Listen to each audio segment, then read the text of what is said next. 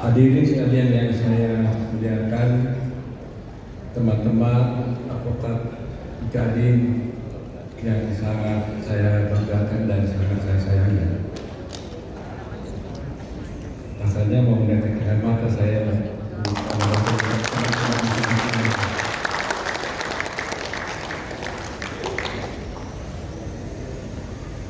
Baiklah, sebelum saya masuk pada yang pokoknya, saya ingin menyampaikan dulu pada tamu-tamu yang hadir di sini. Bapak Dr. Jawa Tengah, Prof. Tinggi, terima kasih hadir.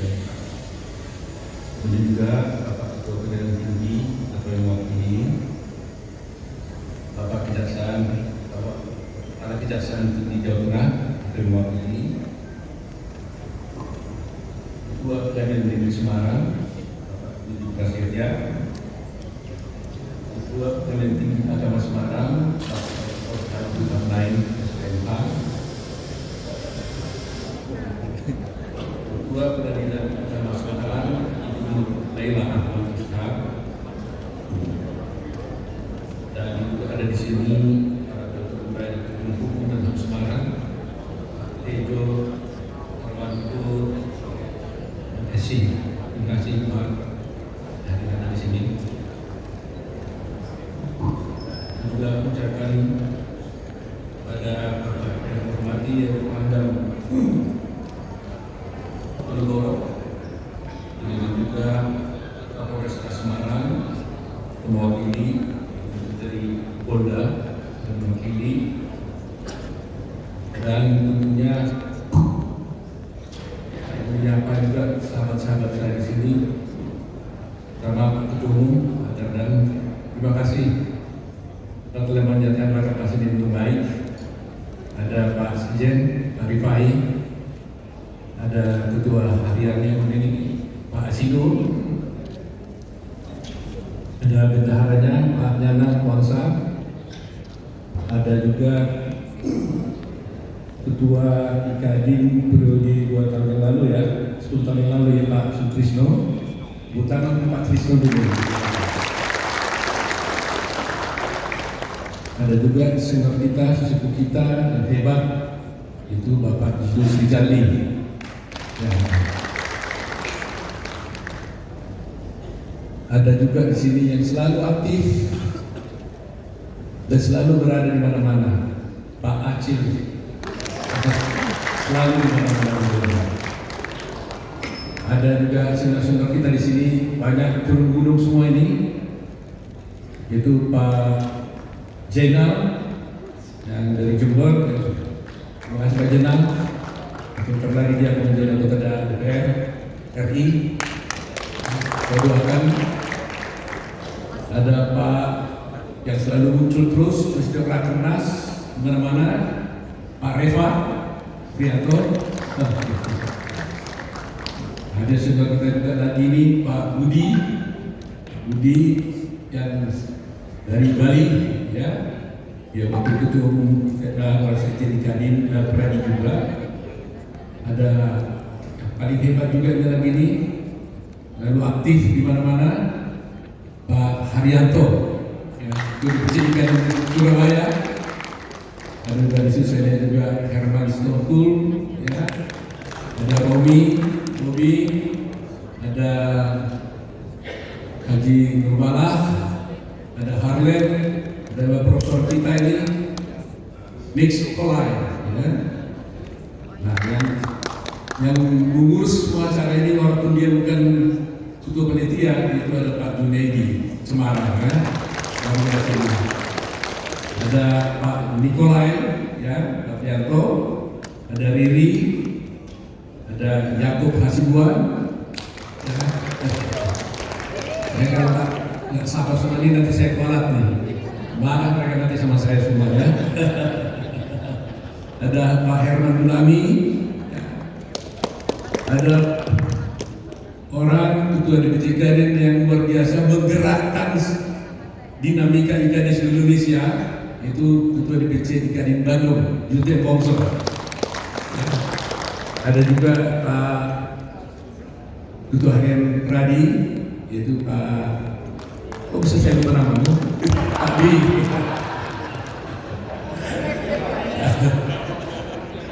Ada Pak Zulkifli, itu DPC Banda Aceh.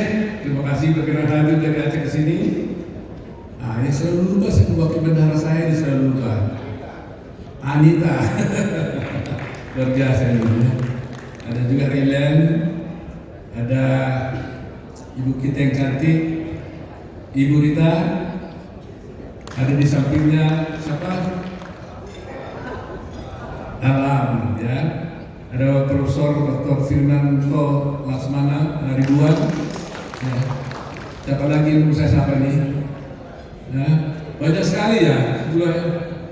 Mohon maaf ya kalau saya tidak satu-satu, kalau saya sapa nanti semua habis waktu kita ya. Tapi yang pasti pada semua rekan-rekan anggota dan pengurus IKADIN yang sangat saya banggakan. Ya. Hari ini mungkin memang agak aneh juga ya. Biasanya saya di sini harus berpidato berapi-api, tapi kali ini katanya nggak mau berapi-api ya. Kalau tidak pemerintah ya. Kalau tadi Pak Adarda mengatakan dia biasanya tanpa teks tapi hanya pakai teks. Tadi malam saya korek-korek Pak Adarda, semakin kacau setelah saya bikin teksnya. Jadi akhirnya saya tinggalin aja, nggak usah pakai teks lagi. Semakin saya tulis semakin kacau. Sebab kalau saya tulis yang keluar dari pikiran, sementara saya mau bicara bukan dari pikiran saya tapi dari hati saya.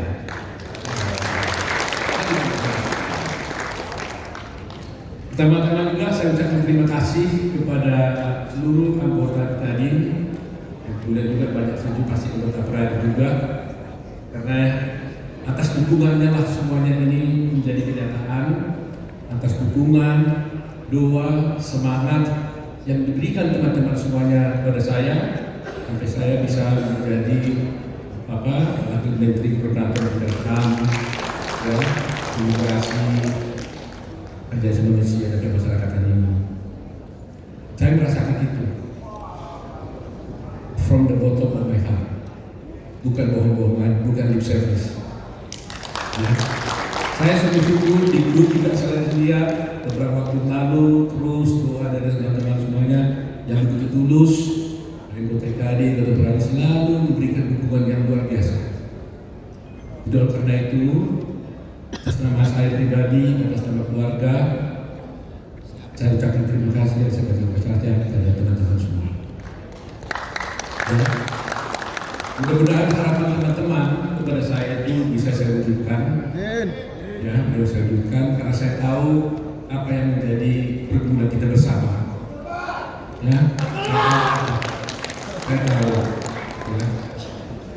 Terus terang, menjadi pejabat negara ini bukanlah hal mudah.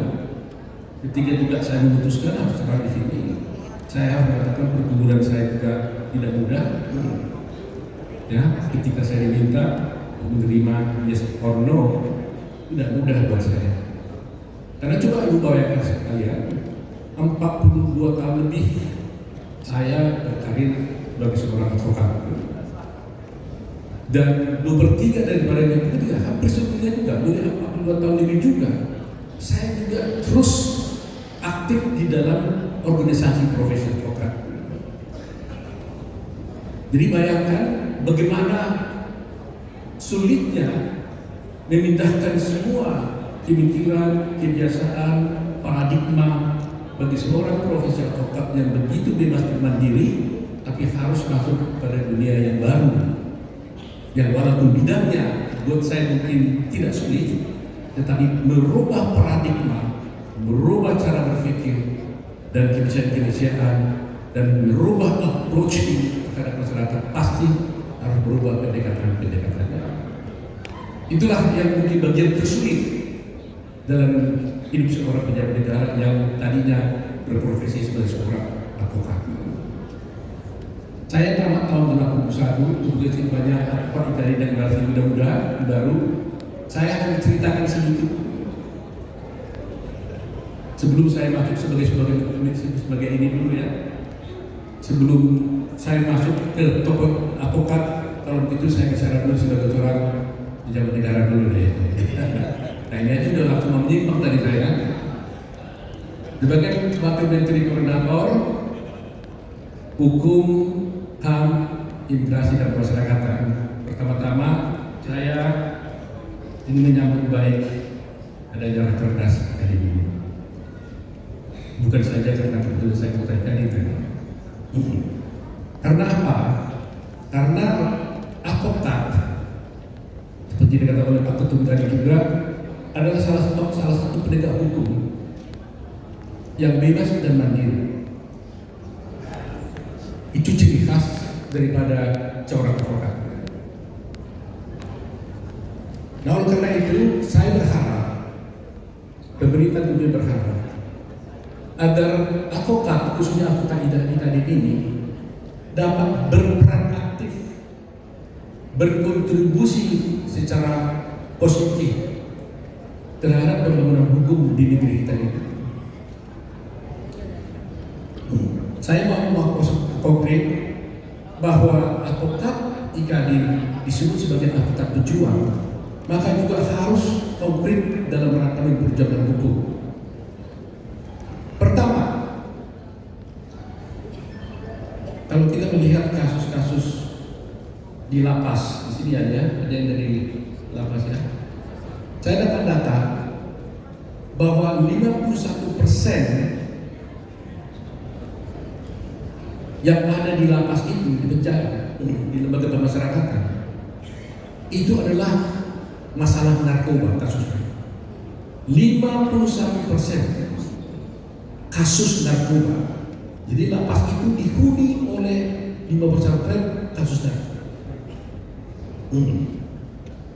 Sehingga saya berpikir dan kita berbicarakan pada teman-teman, bagaimana menyelesaikan ini? Apakah ada atau lebih banyak keuntungannya atau kerugiannya dengan memasukkan mereka di penjara kalau mereka hanya pengguna?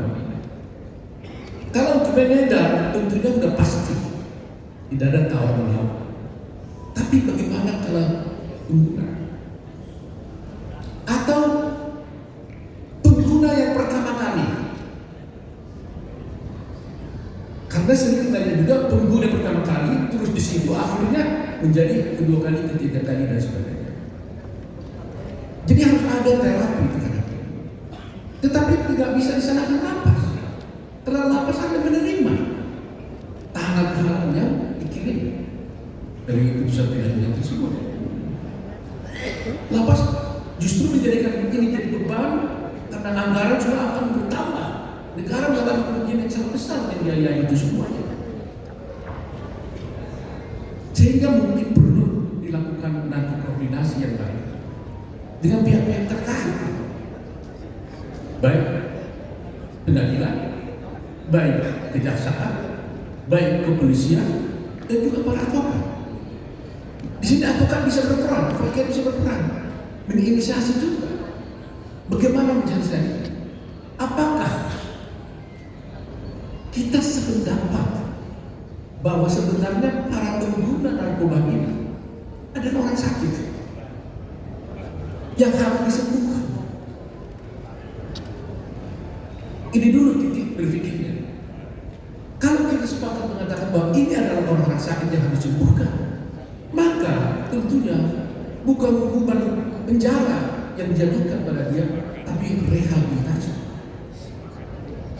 Masalah bagi pemerintah, kalau rehabilitasi dan semuanya direhabilitasi oleh pemerintah, tentunya masalah juga bagi pemerintah, karena itu memerlukan dana, tenaga, dan pemikiran.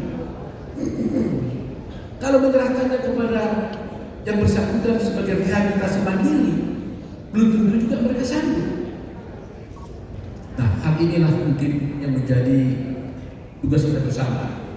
Saya minta juga IKADIP bisa memberikan kajian, masukan apa solusi yang terbaik dengan ini.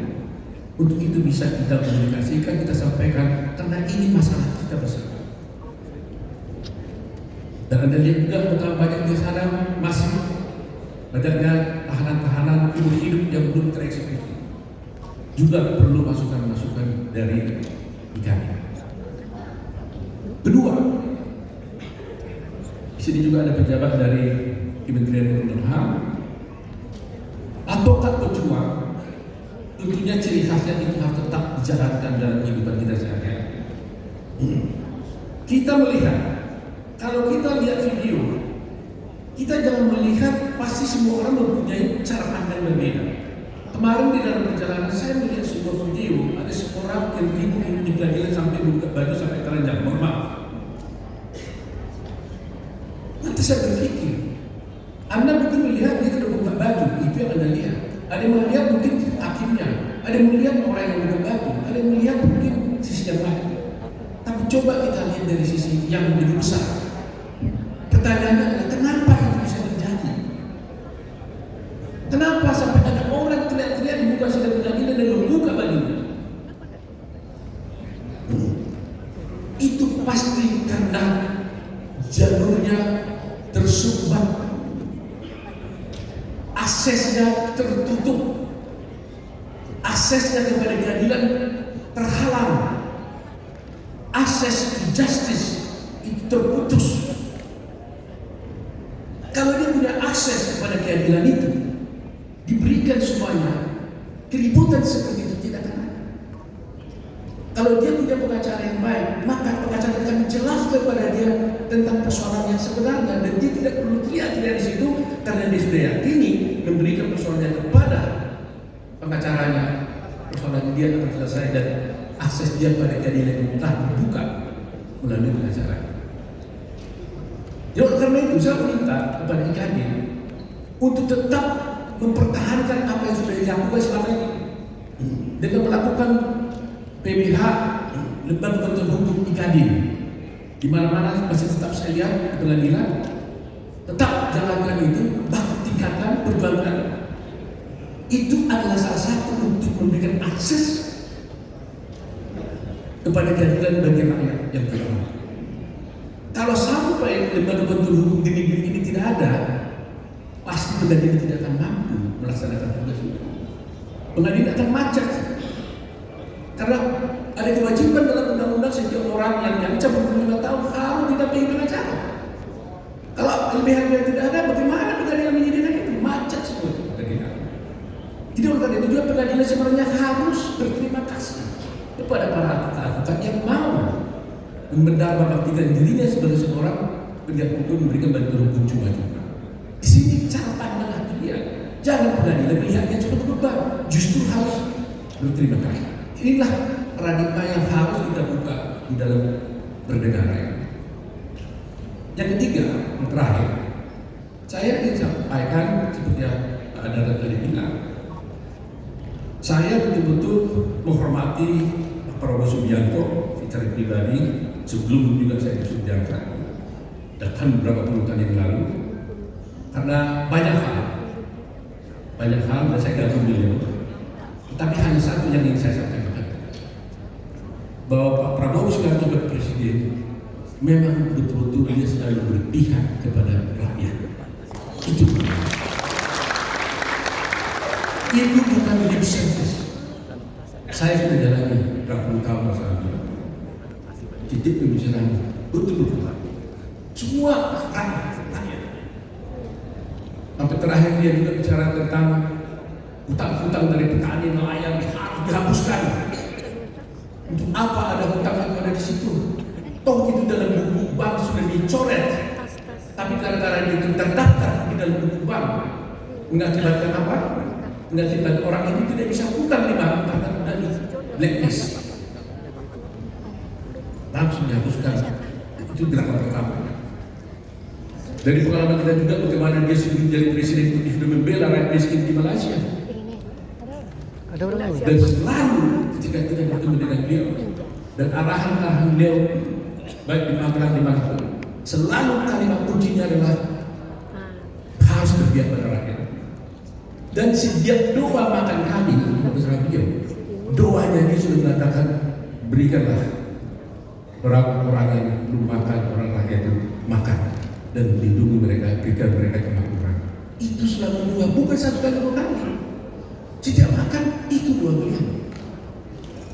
betul-betul hal ini menjadi pemacu buat kita untuk bisa membawa bangsa ini. Kita optimis di bawah pimpinan beliau, dia bisa membawa bangsa ini kepada kemakmuran yang luar biasa.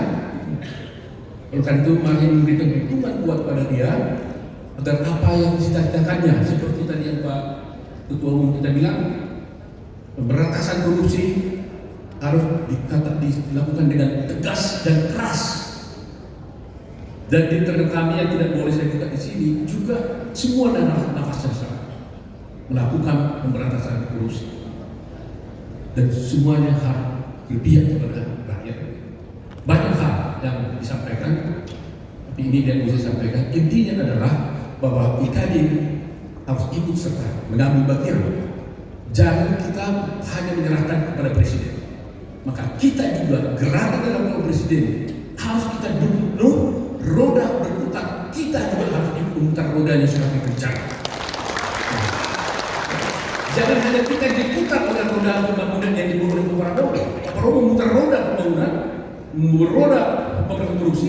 Jangan kita itu yang diputar, tapi ikut juga kita membantu beliau untuk memutar roda itu supaya bisa berhasil. Ini sambutan saya sebagai Menteri Hukum, Wakil Menteri Perdagangan Pemerintah. Saya mau menyambut juga sebagai orang Kadin. Nah, ini saya batasi dulu nih kan. Nah, sebagai orang Kadin saya ingin menyampaikan, banyak waktu masih kan? Kalau sudah begini saya nggak bisa menyapa teman-teman pada, terutama saya tadi banyak anggota Kadin muda. Saya ingin memberikan semangat saja. Ya, saya usahakan pendek, kalau tidak bisa berjam-jam, tapi saya usahakan pendek. Bahwa memang Kadin ini beda dengan organisasi atau manapun. Saya ikut menjadi pendiri dari Kadin ini tahun 85. Walaupun waktu itu saya masih pemula. Karena saya tamat telah 81, 85, Kadin berdiri. Jabat itu ada Jamki, ada Pak Haryono Citro Subono, ada Anan Budi Nasution, Arjo dan sebagainya. Kita ikut dalam panitiaan di Hotel Indonesia. Jadi mungkin hanya beberapa orang saja lagi yang masih tersisa menjadi pendiri daripada Kadin itu. Dan kota Semarang ini adalah kota yang bersejarah buat saya. Ada Pak Junaidi di sini. Karena saya terpilih pertama kali menjadi ketua umum Kadin di kota Semarang ini. Tahun 2000 ya, 2001 ya. 2003 ya, 2003, ya, itu pertama kali. Jadi bayangkan sudah berapa tahun, 24 tahun yang lalu. Kemudian saya terpilih lagi di kota Balikpapan, ya, Pontianak, ya, di Balikpapan ya, Balikpapan. Kemudian diperpanjang lagi waktu itu di kota Surabaya, ya, panjang terus di sana. Nah, memang kita karena sudah dari mahasiswa mungkin sudah memiliki jiwa untuk berorganisasi ya, mulai dari ketua senat mahasiswa, kemudian menjadi ketua macam penasehat lah di Pradin Jakarta ya. Lupa saya baca tadi, Pradin Jakarta, bukan Pradin batu zamannya Yakub. Yang ingin saya masukkan kepada teman-teman semua, khususnya yang muda-muda. Percayalah, jangan Anda ragu-ragu berjuang melalui Kadin ini. Sepanjang kita tulus melakukan tugas kita dalam berorganisasi, membantu masyarakat, berkontribusi pada masyarakat, tidak akan kurang rezeki kalian semuanya. Anda datang ke sini banyak dengan uang sendiri, meninggalkan anak dan keluarga. Ini malam minggu loh. Anda ketinggalan, anak ditinggalin. Jangan-jangan juga invoice juga belum ditagih nih gara-gara kita di sini. Klien mau datang akhirnya ditunda dulu, gitu kan? Percayalah, klien mau datang itu, kalian datang ke sini tidak akan batal itu. Hanya tertunda aja, Senin akan dapat lagi kliennya. Itu pengalaman saya berapa puluh tahun.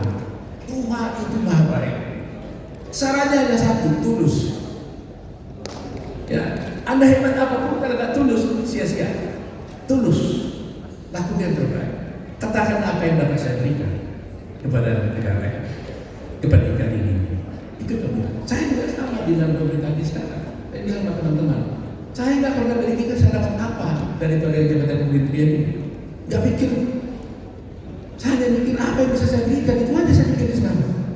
Apa yang harus mau saya dapatkan? Tuhan sudah memberikan lebih daripada yang pernah saya pikirkan kepada saya. Sudah lebih daripada yang pernah kupikirkan. Oleh karena itu teman-teman semuanya, ada prinsip yang paling dasar di ikan ini. Dan selalu saya kebenarkan dari dulu sejak saya terpilih, itu adalah brotherhood. Kita ini harus berorganisasi secara brotherhood, persaudaraan. Ikatan batin kita itu sangat biasa. Dan itu sebabnya kali ini itu mengambil keputusan apapun paling lama, paling sulit mengambil keputusan. Kalau rapat gitu, saya dulu zamannya Pak Haryono, mereka berantem terus kalau mau ambil keputusan, bisa berjam-jam. Tapi ketika diputus, semua tadi yang berpendapat taat. Itulah yang diajarkan pada saya. Saya pernah menjadi, saya masih muda banget, saya beruntung menjadi sekjennya Pak Haryono Citrosumono, almarhum. Saya beruntung, muda sekali saya waktu itu. Beliau terus senior, yang menyembah buyung. Saya sekjennya. Jadi mereka saja itu sering debat, yang ribut gitu. Tapi setelah diputus, semuanya jalan. Gak ada yang berkhianat. Gak ada yang berkhianat. Itu yang harus. Karena itu, karena selalu mereka berpikir, gak pernah dirinya dipikirin. Bagaimana ikan yang perjuangan? Dulu zaman Pradin, kemudian ikanin, bagaimana ikanin. Dan mereka rela berkorban demi kebutuhan ikan pada waktu itu. Nah, oleh karena itu kita semua juga di sini sebagai organisasi pendiri daripada Pradin, saya menghimbau agar ikan sekarang ini satu-satunya organisasi advokat yang masih setia dan konsisten mendukung Pradin sebagai organisasi advokat. Oleh karena itu, pertahankan itu. Amanat Munaslup kepada saya dulu di Pontianak. Pertama, ketika Undang-Undang Advokat dibentuk tahun 2003 ya, 2003. Satu, setuju untuk membentuk organisasi advokat yang tunggal itu bersama-sama dengan organisasi advokat yang lain, yaitu 8, yang 7, jadi 8. Amanat keduanya adalah kalau itu terjadi, upayakanlah kalau ketua umumnya itu adalah dari IKADI. Itu upaya kedua. Ketiga, ini paling inti. Apapun namanya nanti, tadi kan kita terboleh namanya adalah IKADI. Tapi kemudian apapun namanya, semangat IKADI harus menjadi semangat Pradin nantinya. Itu semangat itu yang diputuskan oleh Munaslup. Dan puji Tuhan, semuanya amanat Munaslup itu saya jalankan secara konsisten di Pradin, dan sampai sekarang itu berjalan dan IKADI tetap berjaya. Nah, oleh karena itu kepada teman-teman semuanya, saya minta agar tetap perjuangan mempertahankan Pradin sebagai organisasi sendiri adalah merupakan perjuangan bersama, dan jangan sampai ada terpecah-pecah. Saya mohon dengarkan, jangan ada terpecah-pecah lagi.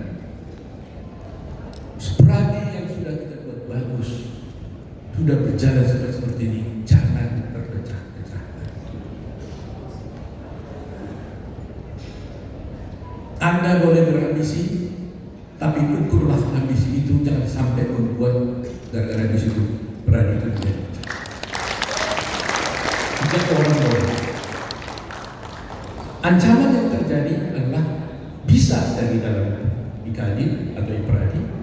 Tapi yang paling yang saya prediksi dan ancaman justru datang dari luar organisasi kita. Itu yang menjadi perhatian daripada Kadin.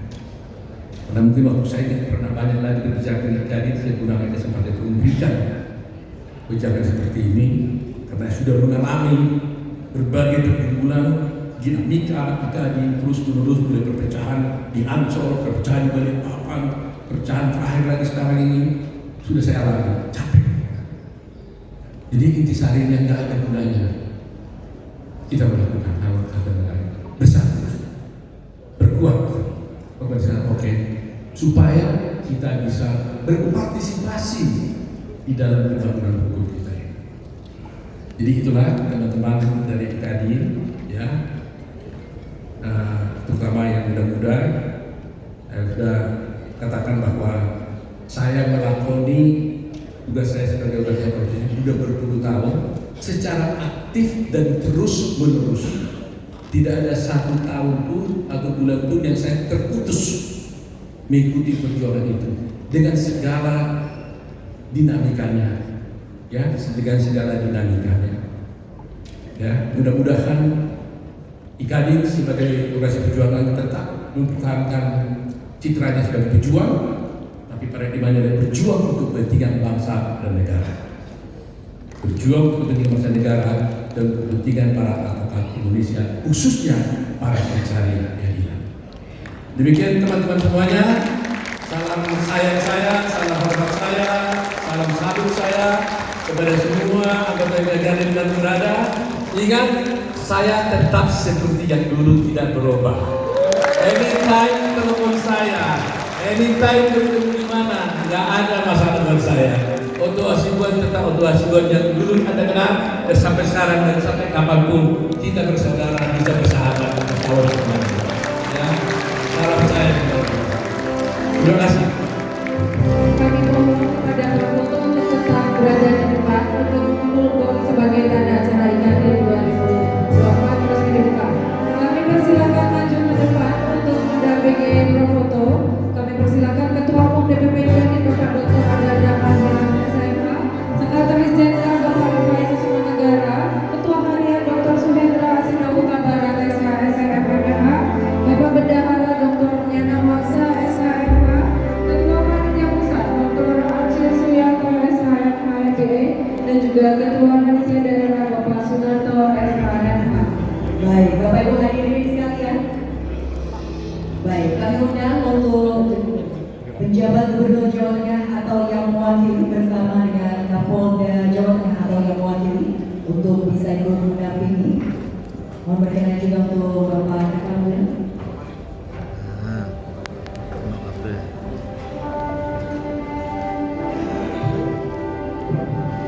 Baik, izinkan saya untuk memimpin pemukul gong dimulai dari hitungan 3, 2, 1. Rapat Kerja Nasional Ikatan Advokat Indonesia tahun 2024 resmi dibuka.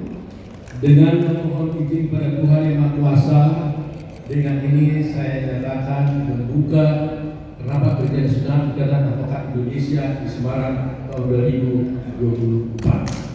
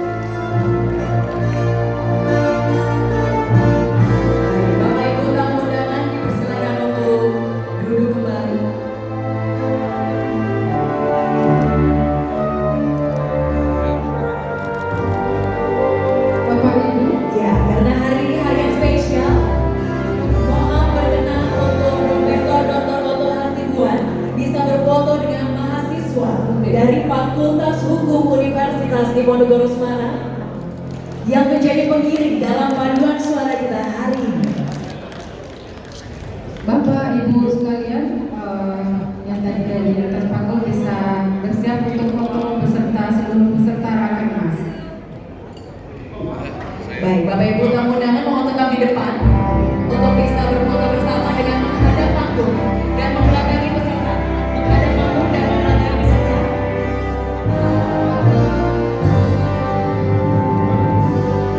Mohon perkenan Bapak Profesor Dr. Dr. Hasibullah Hasan untuk tetap berdiri di depan. Kami mohon seluruh hadirin untuk berdiri di tempatnya masing-masing. Kita berfoto dengan Prof. Dr. Otto Hasibuan. Mohon berada di tempat masing-masing. Nanti fotografer akan memotret dari atas panggung.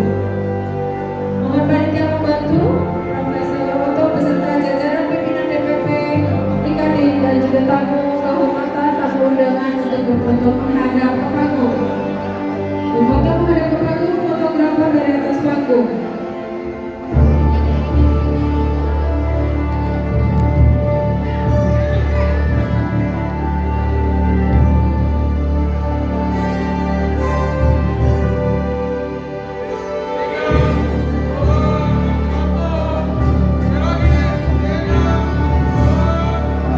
Baik, Bapak Ibu silakan untuk berdiri.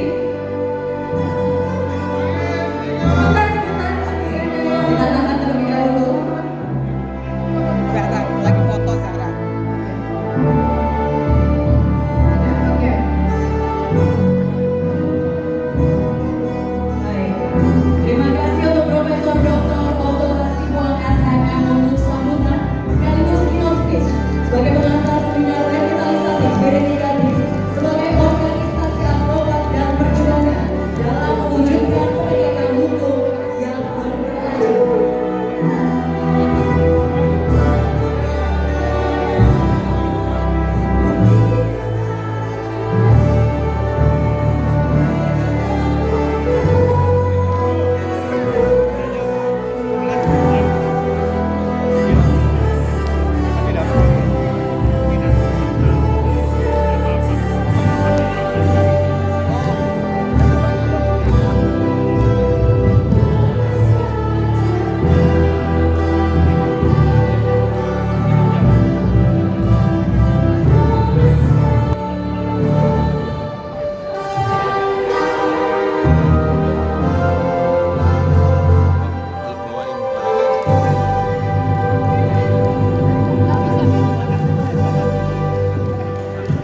Satu semangat spesial dari paduan suara Fakultas Hukum Universitas Diponegoro Semarang.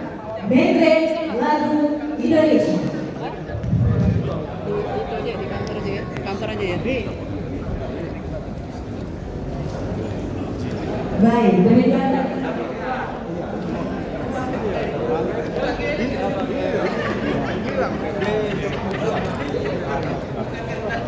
Baik, demikian.